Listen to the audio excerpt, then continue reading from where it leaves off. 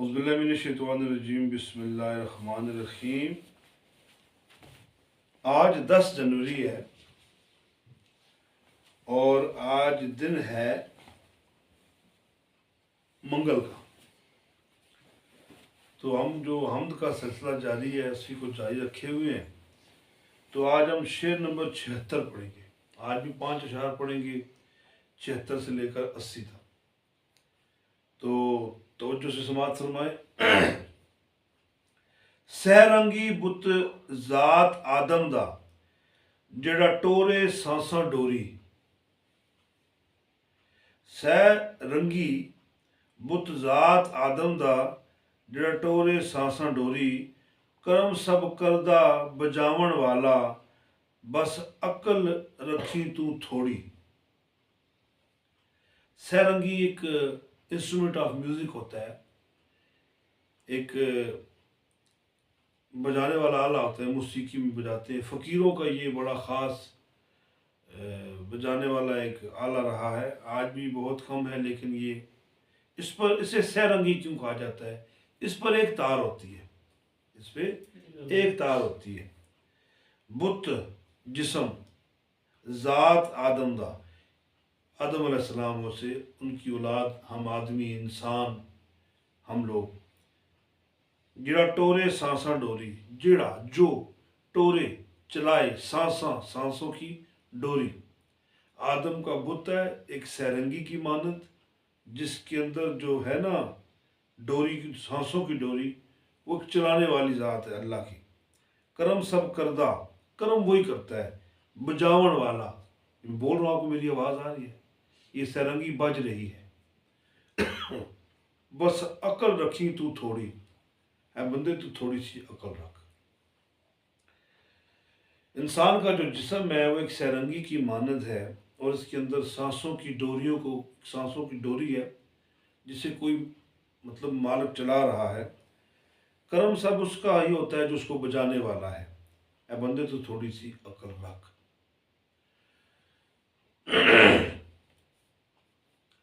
سیرنگی کا فقیر کے ساتھ بڑا گہرا تعلق ہے، بہت گہرا تعلق ہے۔ اور یہ اگر آپ دیکھیں تو یہ سیرنگی کی جو ساخت ہے وہ ایک تار پر ہوتی ہے مشتمل۔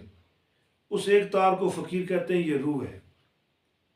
جب اس کو بجایا جائے تو وہ بجتی ہے، جب مالک اس پر کرم کرتا ہے، اس پر اپنی عنایات کی بارش کرتا ہے، تو وہ شکرانے کے گیت الاپتی ہے، اور اگر سے خدا نہ خاصا کوئی تکلیف ہو تو ہائے ہائے کی آواز نکالتی ہے۔ تو سیرنگی کو فقر میں بڑا گہرا تعلق حاصل ہے، اس لیے شاعر نے سیرنگی کا لفظ استعمال کیا ہے۔ سارنگی سیرنگی مختلف انداز میں، مختلف لہجوں میں اس کو پکارا جاتا ہے۔ کہتے ہیں جی خواجہ غلام فرید کوٹ مٹھن لی سرکار، آپ ایک بستی میں رہتے تھے، تو اسی بستی میں ایک ہندو بھجن پڑھتا تھا، ایک ہندو اپنے مذہب کے گیت گایا کرتا تھا، اور لوگ جوک در جوک اس کے دربار میں جو ہندو تھے وہ جایا کرتے تھے۔ بہت سارے مسلمانوں کو بھی اس نے گمراہ کر دیا تھا، اور مسلمان پنڈتوں، سندیسیوں کے ساتھ اور کھشتریوں اور ویشوں کے ساتھ اس کے دربار میں جایا کرتے تھے۔ اس نے بہت بڑی تعداد بنا لی۔ خواجہ صاحب جب مسجد میں نماز پڑھتے تو ایک آپ ہوتے، 2 ساتھی اور ہوتے، تو دیکھا کہ مسلمان بھی اس کے وہ بھجن سننے کے لیے، وہ ایک ان کا گیت ہوتا ہے، مذہبی گیت کہتے ہیں اسے۔ تو خواجہ صاحب کو بڑی تکلیف ہوئی، انہوں نے کہا جی ہم تو موحد اللہ ایک کو ایک ماننے والے ہیں، رسول پاک صلی اللہ علیہ وسلم کے دین سے ہمارا تعلق ہے۔ تو انہوں نے اپنے تخیل میں ایک فیصلہ کیا کہ میں بھی کچھ ایسا کروں کہ لوگ میری طرف متوجہ ہوں اور میں لوگوں کو اللہ کے پاس لے جاؤں، اللہ کی طرف لے جاؤں۔ تو آپ نے سیرنگی بنائی، اس کو بجاتے اور پڑھتے بڑے مزے سے، اللہ اللہ اللہ اللہ اللہ۔ تو وہ جو لوگ گلی سے اس جگہ سے گزر کے جاتے تھے آگے، جب انہوں نے بابا جی کی یہ آواز سنی اور یہ درد سنا، کیونکہ اس آواز میں ایک اللہ کا کرم بھی تھا، تو وہ لوگ جو اس طرف جا رہے تھے انہوں نے اس طرف آنا شروع کر دیا. لوگ کہتے ہیں نا موسیقی جو ہے یہ حرام ہے، حرام نہیں ہے. موسیقی کا انداز ایک ہونا چاہیے. کیا کہتے ہو؟ اگر موسیقی حرام ہے تو امیر خسرو رحمۃ اللہ تعالیٰ علیہ اور اتنی بڑی بڑی ہستیاں تاریخ میں گزری ہیں جنہوں نے موسیقی سے ہی اللہ کے نور کو لوگوں کے دلوں میں مرتب کیا. اب یہ بات بحث الگ ہے کہ تبلا بجانا، یہ کرنا، وہ کرنا، ڈف بجانا، یہ میں صرف نہیں جا رہا. اب شارٹ کہتا ہوں کہ اسلام میں موسیقی حلال ہے، حلال ہے، حلال ہے. جس موسیقی کا تعلق ناف سے اوپر اوپر ہو وہ حلال ہے، اور جس کا تعلق ناف سے نیچے نیچے ہو وہ حرام ہے. کیسے؟ جس موسیقی کو سن کر رب کا قرب محسوس ہو، رب کی چاہت نصیب ہو، رب کی محبت نصیب ہو، وہ موسیقی حلال ہے. اور جس موسیقی کو سننے کے بعد آپ کے اندر شہوت زور مارے، گندے خیالات زور مارے، کچھ غلط کرنے کا دل چاہے، تو وہ موسیقی حرام ہے. قرآن پاک کی طرف آپ آ جاؤ. قرآن پاک کے الفاظ ہیں، قرآن ترتیلہ، لفظ ترتیلہ استعمال ہوا ہے کہ قرآن پاک کو ترنم سے پڑھو. قرآن پاک کو ترنم سے پڑھو، مطلب دلکش آواز میں پڑھو. تو دلکش آواز کو سر کہتے ہیں. آج کا مولوی کیا سمجھے گا؟ یہ جو اللہ کے ولی دنیا سے گزر گئے، جنہوں نے سیرنگیاں بجائیں اور جنہوں نے ایسی عادتیں اپنے اندر مرتب کی، لوگوں میں مرتب کی کہ لوگوں کا جو قرب ہے خدا تک جا پہنچے، تو یہ باتیں ذرا غور کرنے والی ہیں. یہ کوڑ دماغ خشک ملاؤں کے سمجھ میں آنے والے نہیں ہیں. تو قرآن پاک کے اندر لکھا ہوا ہے کہ آپ قرآن پاک کو ترنم سے پڑھو. اب دیکھیں نا، میں قرآن پاک پڑھتا ہوں الحمدللہ رب العالمین، تو یہ تو میں نے پڑھا. الحمدللہ رب العالمین، اب میں نے ترنم سے پڑھا. قرآن پاک میں مالک کل خود کہہ رہا ہے کہ قرآن پاک کو خوبصورتی سے پڑھو، ترنم کے ساتھ پڑھو. تو اگر الحمدللہ رب العالمین، اگر اس کو ترجمہ کرو، شکر اس خدا کا جو تمام جہانوں کا مالک ہے، تو پھر یہ بھی تو ترنم سے پڑھا ہے. یہ خشک ملاؤں کو تھوڑی سی عقل کرنی پڑے گی. ایسے لوگوں کے پاس بیٹھنا پڑے گا جن کو اللہ تعالیٰ کی ذات نے یہ علم دیا ہوا ہے، تو یہ انکار نہیں کر سکتے اس چیز کا. ہاں، خود اپنی کوئی ذاتی بات ہو تو جیسا کل وہ آپ سننے سے بیٹھے ہوئے، تو اگر اپنی ذاتی مخالفت ہو تو اس کی وجہ کچھ اور ہو سکتی ہے، لیکن اسلام میں موسیقی حرام نہیں ہے. تو بابا جی اتنے بڑے اللہ کے ولی ہیں اور سیرنگی بجا رہے ہیں، لوگوں کو اپنے پاس بلا رہے ہیں. کیا بابا جی کو یہ پتہ نہیں آج 2023 میں ایک عام ناقص نکارہ دل فقیر اور اس جیسے بہت سارے لوگ جو اللہ کے محبوب ہیں، اگر اس چیز کی وضاحت کرتے ہیں تو آج کا خشک مولوی، یہ بھنڈ، یہ کیسے کہہ سکتا ہے جی موسیقی جو ہے وہ حرام ہے؟ موسیقی کے انداز کو دیکھنا پڑے گا، ترنم کو دیکھنا پڑے گا، انداز کے اندر تلفظ الفاظ کی ادائیگی کو دیکھنا پڑے گا. تو لوگ سارے بابا جی کے پاس آ گئے، اور بابا جی نے جب دیکھا لوگ اس سیرنگی میں اللہ اللہ اللہ اللہ کے ترانے جب بجے، تو لوگوں نے ان ترانوں کو پڑھنا شروع کر دیا اور اپنی روح میں اتار لیا. پھر جب اللہ کیا نا لوگوں نے، اللہ اللہ اللہ اللہ اللہ، جب لوگوں نے اللہ کی ضربیں لگائی، تو جب بابا جی نے دیکھا، حضرت صاحب نے دیکھا یہ تو محبت میں ڈوب گئے، تو پھر کیا کیا؟ خواجہ نے لوگوں کا تعلق رب سے جوڑ دیا. اس سیرنگی کی وجہ سے لوگوں کا تعلق سونے رب کے ساتھ جوڑ دیا. تو شاعر یہاں حضرت صاحب کی اس چیز کو لے رہا ہے کہ یہ جو تیرا وجود ہے سیرنگی کی مانند ہے. تو اس پر اگر غور کرے نا، تو یہ جو سانسوں کی ڈوری ہے نا، یہ وہ تندی ہے جسے بجاتے ہیں آواز نکلتی ہے. میں بول رہا ہوں، یہ ساز بج رہا ہے. انسان کا اپنا جسم ایک موسیقی ہے. دل پہ آج دھک دھک دھک دھک، اگر اس کو کسی بڑے انسٹرومنٹ پہ، کسی بڑے لاؤڈ سپیکر پہ، ساؤنڈ سسٹم پہ اس دھک دھک کو سناؤ، تو اس کی بھی آواز ہے اللہ اللہ اللہ اللہ اللہ 1,00,000 مرتبہ. 1,00,000 مرتبہ 1,00,000 مرتبہ روزانہ دل دھڑکتا ہے 24 گھنٹوں میں 1,00,000 مرتبہ. بچے چھوٹے ہوں وہ زیادہ دھڑکتا ہے, بندہ بوڑھا ہو جائے وہ زیادہ دھڑکتا ہے, کوئی بھاگے زیادہ دھڑکتا ہے.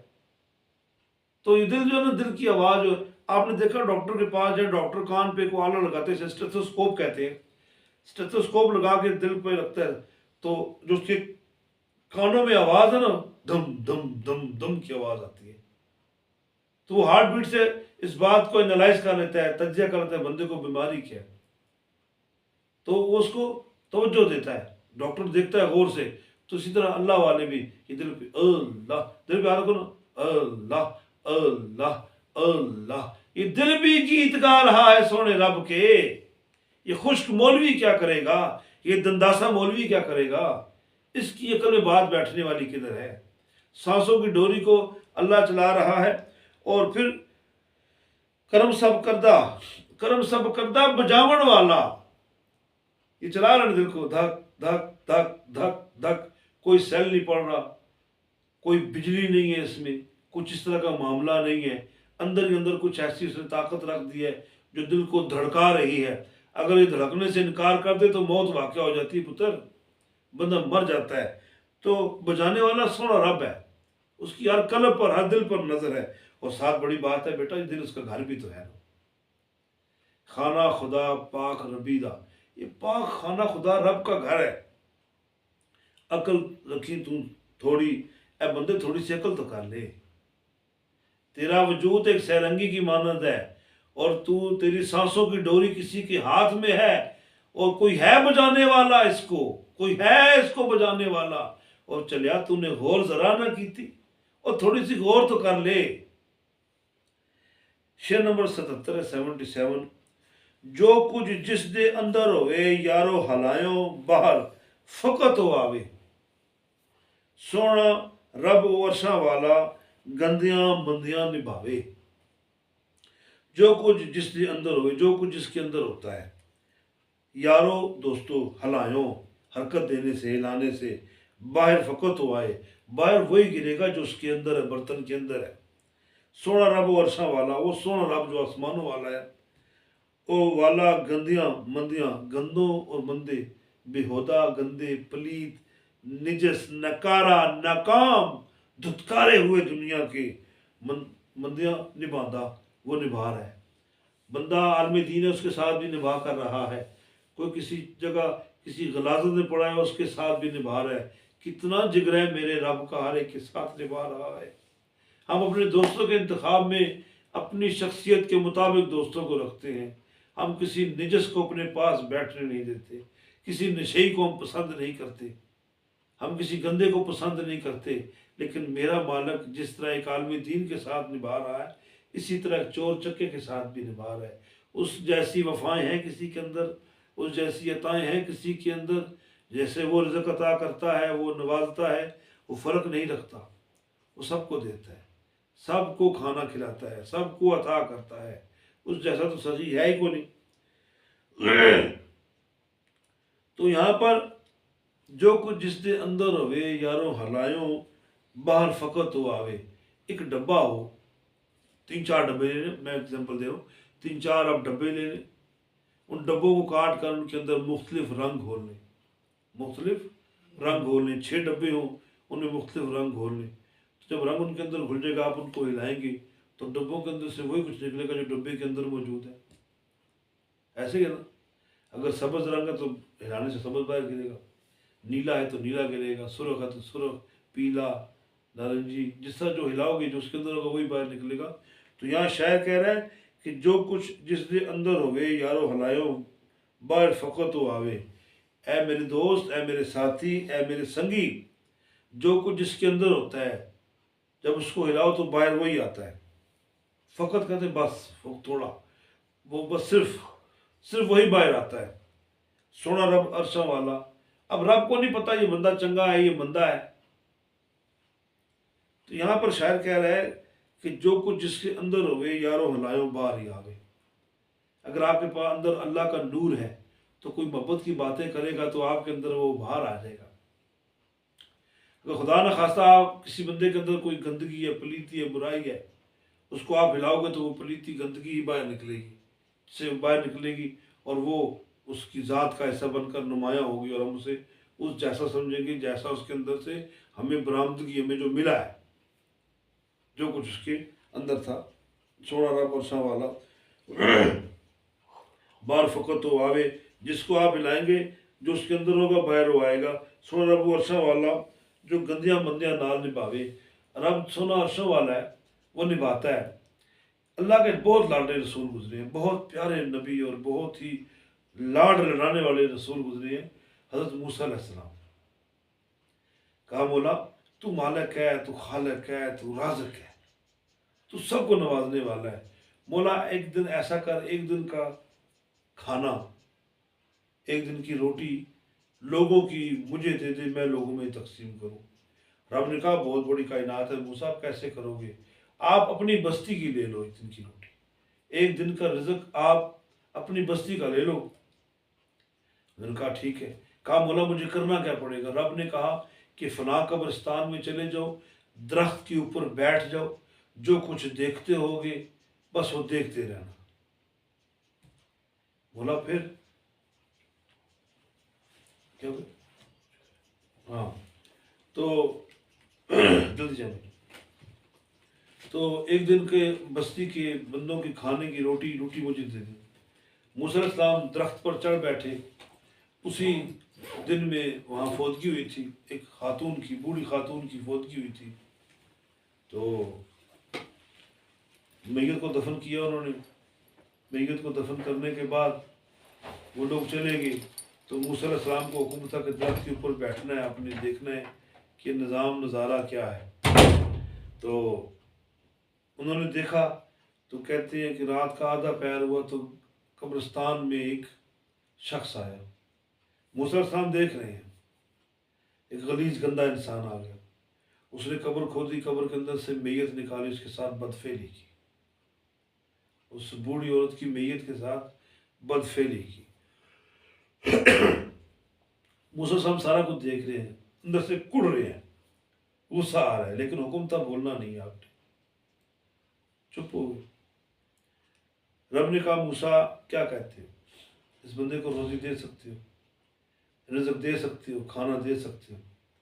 کہا مولا میں تو اس کی جان نکالوں، زندگی تو زندگی، مرنے کے بعد بھی لوگوں کے ساتھ بدفعلی کرتا ہے، میں تو اس کو نہیں چھوڑوں گا، میں اس کو ٹکڑے ٹکڑے کر دوں گا۔ رب نے کہا اب ماننا پڑے گا نا، جتنا میں کریم ہوں کوئی ہو نہیں سکتا،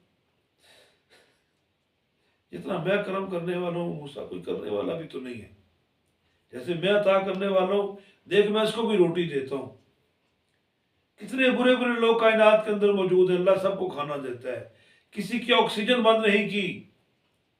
یہ عالم دین ہے، اس کو آکسیجن دو، یہ پیر صاحب ہے، اس کو آکسیجن دو، یہ پیر صاحب نہیں ہے، یہ برا ہے، یہ چور ہے، چکا ہے، اسے آکسیجن نہ دو، نہیں وہ دے رہا ہے، روزی دے رہا ہے، خوراک دے رہا ہے، کپڑا دے رہا ہے، گھر بار دے رہا ہے۔ تو یہ ہے میرے رب کی شان، کیونکہ جو کچھ جس کے اندر ہوئے ہلایوں یارو فقط باہر ہو آوے، جو جس کے اندر ہوتا ہے وہ باہر آ جاتا ہے، بندے کو نظر آ جاتا ہے رنگ گر رہا ہے سبز رنگ کا، تو کیا رب کو نہیں پتا کہ اس کے اندر نیت کیسی ہے؟ لیکن کیا ہے، عرشہ والا گندیاں مندیاں نال نبھاوے، لیکن وہ پھر بھی نبھا رہا ہے، یہ رب کی شان بیان ہو رہی ہے۔ شعر نمبر 78 ہے، یعنی 78۔ ذکر اس شعر سے استاد خان نے بڑی شہرت پائی ہے، میرے اس شعر سے۔ شروع کرو سب ذکر کوی دا، جڑا اچیاں شانہ والا، موت حیاتی جو پیدا کردہ، جڑا اپنیاں مرضیاں والا۔ شروع کرو سب ذکر پتہ ہے آپ کو، ذکر تعریف کرنا، کوی طاقت، یہ رب کا ایک نام ہے، صفاتی نام ہے، کوی رب کا نام، بہت طاقت والا، جڑا اچیاں شانہ والا، جس کی شانیں بلند ہیں، موت حیاتی جو پیدا کردہ، زندگی بھی اس نے پیدا کی ہے، موت بھی اس نے پیدا کی ہے، زندگی بھی اس کی مخلوق میں سے ایک مخلوق ہے، اور موت بھی اس کی مخلوق میں سے ایک مخلوق ہے، جڑا اپنیاں مرضیاں والا، وہ اپنی مرضیاں کرتا ہے، وہ اپنی مرضیوں والا ہے۔ اب بات ہے، درود پر پڑھو، صلاۃ والسلام علیکم یا سیدی یا رسول اللہ، خامی کا یا سیدی یا حبیب اللہ۔ رب کو تکبر زیب دیتا ہے، بندے کو زیب نہیں دیتا۔ جلال رب کو زیب دیتا ہے، بندے کو زیب نہیں دیتا۔ اب شاعر کہہ رہا ہے کہ جتنے بندے ہو سامنے ہو، تب بھی شاعر کی زندگی میں ہو، تب بھی شاعر کی زندگی کے بعد جب شاعر مر جائے، دنیا سے چلا جائے، تب بھی جب تم یہ شعر پڑھو تو یہ ذکر کرو سب شروع کرو سب ذکر کویدہ، اللہ اللہ اللہ، یہ اللہ کا ذکر ہے، یہ اللہ کا ذکر ہے۔ اب لفظ اللہ پر غور کرو آپ، اگر الف الگ پڑھو گے اس کا مطلب ہے یکتا ایک، اس کا معنی بھی اللہ ہے۔ الف نکال کے للہ پڑھو گے تو للہ بھی رب کو کہتے ہیں۔ ایک لام نکال کے پھر لاہا نکالو، لاہا لاہو، یہ بھی رب کا نام ہے۔ اور آخر میں جو ہو ہے، ہے جو ہے آخر میں آتا ہے، اس کو ہے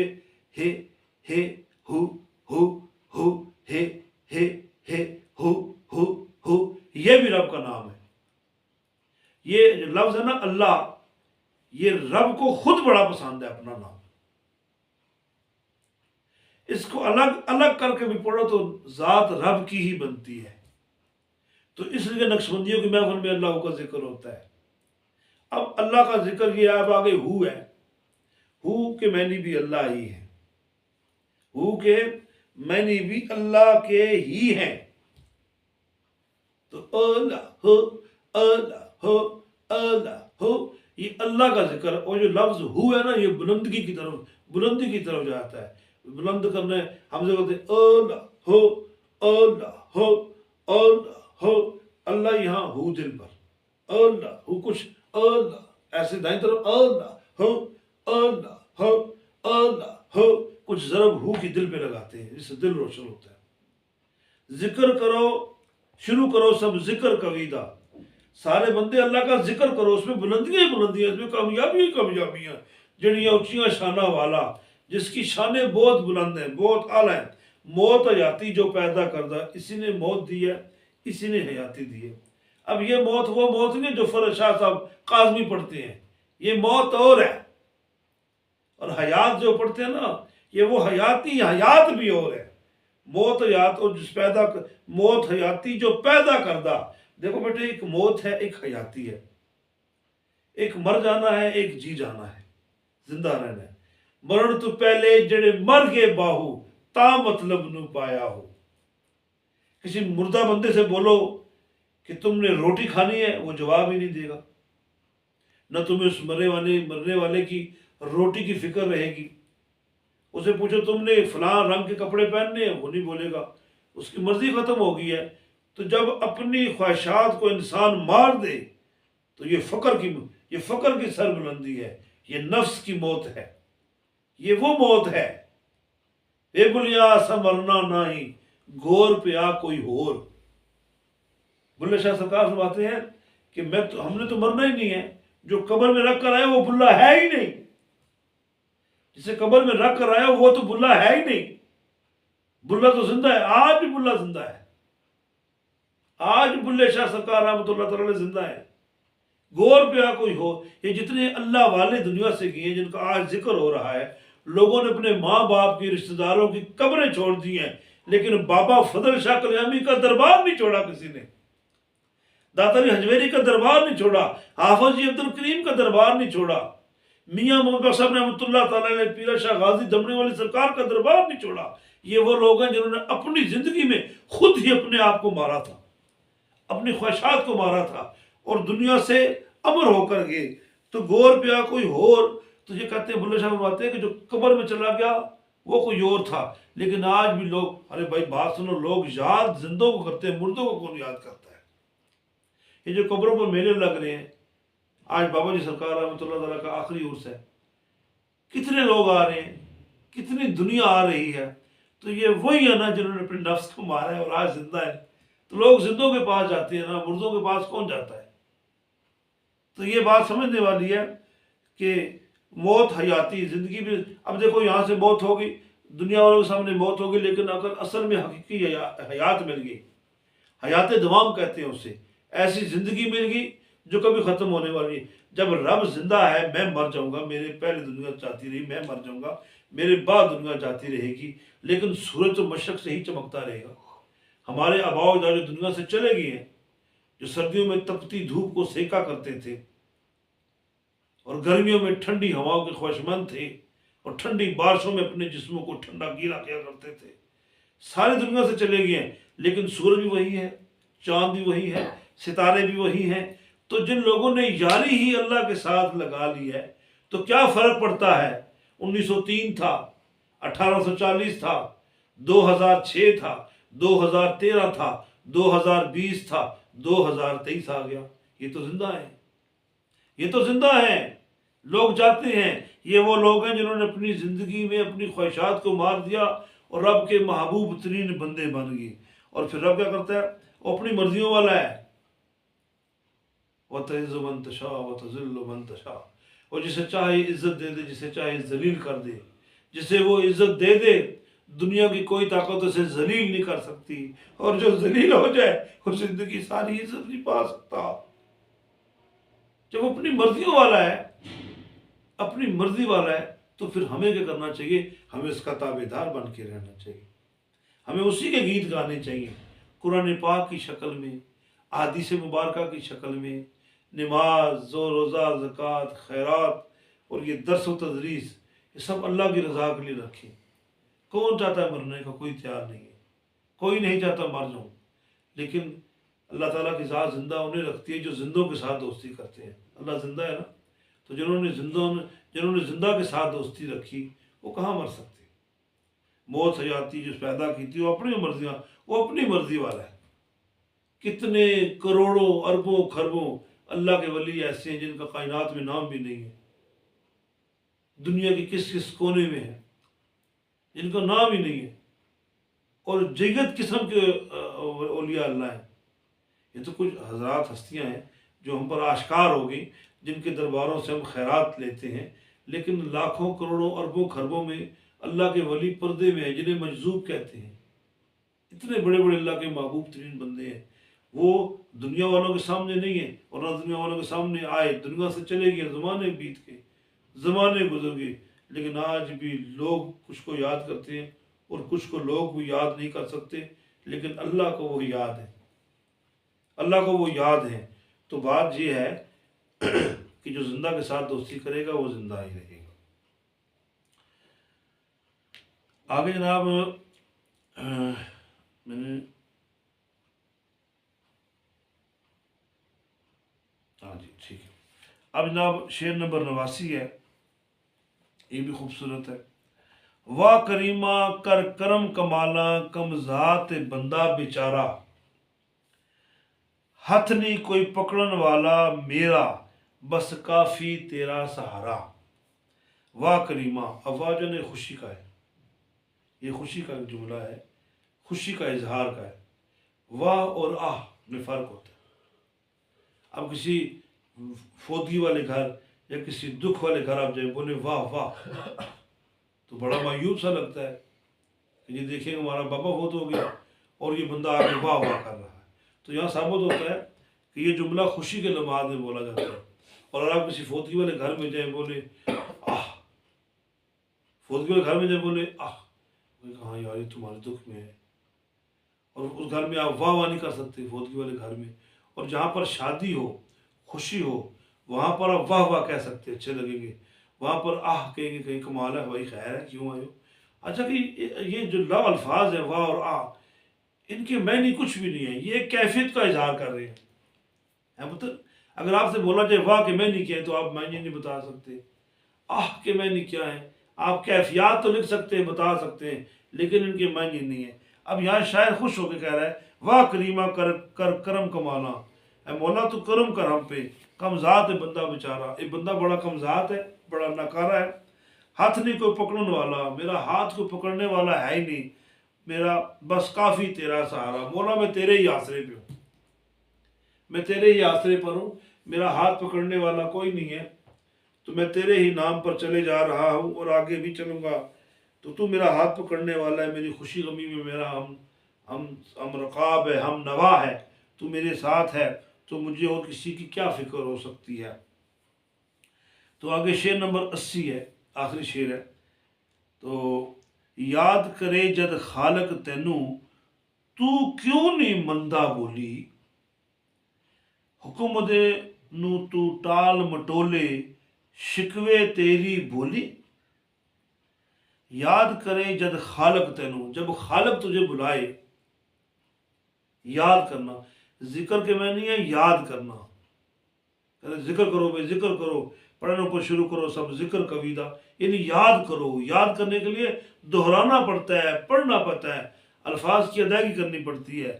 یاد کرے جد خالق تینوں، جب تیرا رب تجھے بلائے، تو کیوں نہیں مندہ بولی، تو اس کی بات کو کیوں نہیں سمجھتا، تو اس کی بات کو کیوں نہیں سمجھتا، تو اس کی بات کو کیوں نہیں سمجھتا۔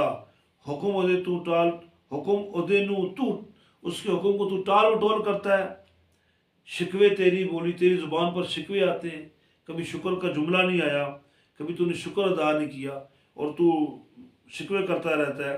اب یہاں بات جو معرفت والی ہے وہ سمجھنے والی ہے کہ یاد کرے جد خالق تینوں، اب خدا مجھے یاد کر رہا ہے، مجھے پتہ کیسے چلے گا، خدا مجھے بلا رہا ہے، اور یہاں پر یاد کرے، پیچھے پڑھو نا، اذکرنی اذکرکم، کہ تم مجھے یاد کرو میں تمہیں یاد کروں گا۔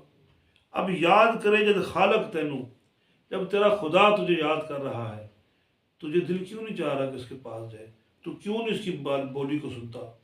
وہ رب تو بولنے سے پاک ہے، لیکن کلام پاک تو ہے نا، رسول پاک صلی اللہ علیہ وسلم کی زبان مبارک تو ہے نا۔ تو یہ دو ذریعے ہیں، یہ اللہ کی زبان ہے، اللہ کی بولی ہے، قرآن پاک اور رسول پاک صلی اللہ علیہ وآلہ وسلم۔ جب وہ یاد کرتا ہے تو تم کیوں نہیں اس کی بولی کو سمجھتے، تم اس کی طرف کیوں نہیں جاتے۔ اگر وہ کہتا ہے حی علی الصلاۃ حی علی الفلاح، تو تم کیوں نہیں جاتے مسجد میں، آؤ لوگوں کامیابی کی طرف، آؤ لوگوں نماز کی طرف، تو تم کیوں نہیں جاتا۔ اور پھر کیا، اور جی میرے کپڑے ناپاک ہیں،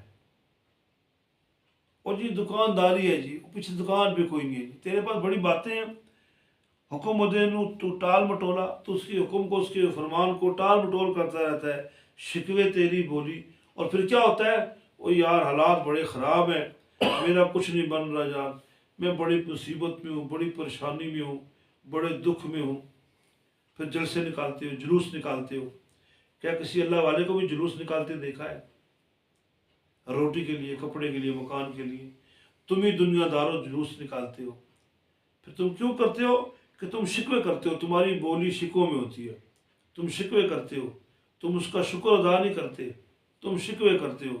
کافی زمانہ پہلے جب میری عمر بہت چھوٹی تھی، مجھے اچھی طرح یاد ہے، اللہ سلامتی سے ہمارے قاری صاحب کو، ہمارے ظہور اختر چشتی صاحب کو اللہ ان کی زندگی سلامت رکھے، ان کا سایہ ہمارے سروں پر قائم و دائم رکھے۔ میرے قرآن پاک کے استاد بھی اور پیش امام تھے ہمارے، جو گلستان کرنی یو پارک ہے۔ میں ایک بات تو بیٹا بڑی سچی مچی، مجھے یاد پڑتا ہے میری عمر 12-13 سال تھی، اس سے اوپر نہیں ہوگی۔ تو کچھ لوگ دنیا سے پردہ فرما گئے، جن میں غلام حسین صاحب تھے، عمر الہی صاحب تھے، اس کے بعد صوفی فتح محمد صاحب تھے، اور بابا کالا تھے۔ یہ جب گرمی تیز ہوتی تھی نا، تو یہ کہتے ہیں مولوی صاحب دعا کریں اللہ بارش دے، دعا کریں اللہ بارش دے۔ تو سب دعا فرماتے تھے، اور ہم بچوں کا یہ ایمان بنا ہوا تھا، اور آج بھی ہمارا حضرت صاحب پر یہ ایمان پختہ ہے کہ ہمارے حضرت صاحب ظہور اختر چشتی صاحب کوئی بھی دعا کریں تو وہ دعا پوری ہوتی ہے۔ کیونکہ ہم بچے تھے، نادانی کا زمانہ تھا، چھوٹی عمر تھی، اتنا ذہن وسیع نہیں تھا، تو ہم دوست آپس میں شرطیں لگایا کرتے تھے، جی آج مولوی صاحب سے دعا کرائیں گے تو کل بارش ہوگی، اور اللہ کی عزت کی قسم، میرے استاد ہے، بارش ہوا کرتی تھی، بارش ہوا کرتی تھی۔ ایک مرتبہ مجھے یاد ہے جیسے کل کی بات ہے، صوفی فتح محمد صاحب اللہ نے جنت میں گھر کرے، انہوں نے کہا جی مولوی صاحب دعا کریں، بارش نہیں ہو رہی، گرمی بہت ہے۔ یقین کریں مولوی صاحب نے دعا فرمائی، تو دوبارہ جب مغرب کی نماز میں جب آئی تو بارش ہو رہی تھی، اصل میں دعا کرائی تو مغرب میں نہ جانے بادل کہاں سے آئے۔ تو بتقاضۂ طفل، بچہ ہونے کے ناطے بڑی خوشی ہوئی، ہم بارشوں میں نہایا کرتے تھے، بڑا مزہ آیا کرتا تھا۔ تو छोटा ध्यान होने की वजह से मुझे याद अच्छी तरह याद है, शायद ये बयान कल हामिद रबानी साहब तक पहुँचे या किसी ज़रिए से हज़रत साहब के पास पहुँचे। तो मेरी मोहब्बत है सबके साथ। तो मैं छोटा होने के नाते मैंने एक बात की वहाँ पर, जब नमाज मगरिब अदा की, ठंडी ठंडी हवाएं चल रही थी और बड़ा प्यारा पुरकैफ माहौल था और बड़ी खूबसूरत ठंडी हवाएं थी, और आसमान पर एक खूबसूरत सी ना मगरिब के बाद जो रोशनी होती है नारंगी रंग की, वो भी थी, और बड़ा प्यारा, बड़ा खूबसूरत, बड़ा सुहाना मौसम था। तो उस वक्त किसी ने नहीं कहा दुआ करें।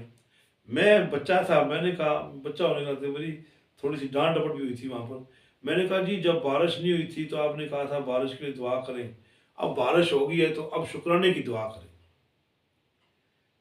तो मुझे सूफी फतेह मोहम्मद साहब ने थोड़ा डांट के, ब्याह नहीं क्या, तू प्यो ना बन, तू बड़ा ना बन। लेकिन हज़रत साहब को बात बड़ी पसंद आई। उन्होंने कहा पुत्र दुआ के लिए हाथ उठाओ। फिर दुआ के लिए हाथ उठाने लगता है ये कल की बात है, ये मेरे मूल साहब की, हज़रत साहब की शफ़क़तें हैं मुझ पर, जो मैं आपको कुरान पाक में पढ़ा रहा हूँ, ये दर्स भी दे रहा हूँ। तो बातों में बात आ गई कि तू शिकवे करता है, टाल मटोले शिकवे तेरी बोली, तू शिकवे करता है, तो शुक्र अदा क्यों नहीं करता? जब तुझे एक नेमत मिल जाती है तो उसका शुक्राना अदा कर। मौला तेरा शुक्र है, तेरी मेहरबानी है, रब तुझे और देगा, रब तुझे और अता करेगा। आखिरी बात, हजरत मूसा अलैहिस्सलाम कोई तूर पर जा रहे थे रब से मुलाकात के लिए, तो रास्ते में एक शख्स मिला जो नेमतों में घिरा हुआ था, नेमतों में घिरा हुआ था, हर तरह की नेमत उसके पास थी। उसने कहा मूसा अलैहिस्सलाम से कि आप कोई टूर पर जा रहे हैं तो मेरे रब को मेरा सलाम बोलिएगा, मेरा सलाम बोलिएगा और मेरा ये इस्तिग़ासा पेश कीजिएगा, मौला मैं बहुत तुझसे राज़ी हूँ, मैं तुझसे बहुत राज़ी हूँ, मेरे जिस्म को बाल बाल मौला तेरा शुक्राना अदा करता है, मौला अब ये कर, मेरे पास बहुत हो गया, अब बस मुझे और नहीं चाहिए। आप पैगाम सुनकर आगे चले गए। एक और गंदे फटे पुराने कपड़ों में शख्स बैठा हुआ था। तो मूसा अलैहिस्सलाम जा रहे थे, उन्होंने कहा मूसा आप अल्लाह के पास मुलाकात पर जा रहे हैं? जी मुलाकात के लिए जा रहे हैं जी। कहा अल्लाह को मेरा पैगाम देना। कहा ठीक है, पहले भाई का भी पैगाम ले लिया, तुम भी दे दो, क्या पैगाम देना है? तो उस शख्स ने कहा अस्तगफिरुल्लाह माज़ल्लाह, कि मेरे रब तूने मुझे दिया क्या है, अस्तगफिरुल्लाह अस्तगफिरुल्लाह, तूने मुझे दिया क्या है, मैं इतनी ज़िल्लत में हूँ, इस कदर ज़लील और ख्वार हूँ, तूने मुझे दिया ही कुछ नहीं। मूसा अलैहिस्सलाम चले गए, रब से जाकर मिले, बातचीत की, वापस आए। वो शख्स जो शिकवा कर रहा था वो जब मिला तो उसने कहा हाँ मेरा पैगाम दिया अल्लाह को। मूसा अलैहिस्सलाम फरमाया हाँ तेरा पैगाम दिया अल्लाह को। बंदा कहता है जी मौला तूने मुझे दिया क्या है, मैं तो तकलीफ़ में हूँ, मेरे पास तो खाने के लिए कुछ नहीं, मेरे लिए पहनने के लिए कुछ भी नहीं है, मेरे पास तो कुछ भी नहीं है। तो उससे कहा मूसा अलैहिस्सलाम ने, रब ने कहा बंदे तू शिकवे ना कर, तू शुक्र अदा कर, तुझे मिलना शुरू हो जाएगा। चले गए। आगे वो शख्स ने कहा था मेरे पास बहुत हो गए मेरे मालिक की अता से, अब बस मैं और संभाल नहीं सकता। कहा रब ने पैगाम दिया है कि तू आज ही नाशुक्री करना शुरू कर दे, तेरी सारी नेमतें सल्ब हो जाएंगी। उसने कहा मैं नाशुक्री क्यों करूं, मैं क्यों नाशुक्री करूं अपने सोने रब की। चले गए मूसा अलैहिस्सलाम। कुछ दिन बाद फिर आए। वो जो अमीर था उसने नाशुक्री नहीं की, अल्लाह उसे और दिए जा रहा था। और जो फटे पुराने कपड़ों में बैठा था जिसने शिकवा किया था उसने भी शुक्र अदा करना शुरू कर दिया, अल्लाह ने उसको भी नवाज दिया, अल्लाह ने उसको भी नवाज दिया। तो शुक्र करने से अल्लाह नवाजता है। शिकवे ना करो पुत्र, शिकवे ना करो, उसका हर हाल में शुक्र अदा करो, हर वक्त उसका शुक्र अदा करो, वो नवाजने वाला है, अता करने वाला है। अल्लाह की ज़रूर दुआ है अल्लाह ताला हमें सूझबूझ और अक़ल अता फरमाए और हम अल्लाह की नेमतों को समझ सकें, उसकी रहमतों को समझ सकें। वमा तौफ़ीक़ इल्ला बिल्लाह, व आख़िर दअवाना अल्हम्दुलिल्लाहि रब्बिल आलमीन।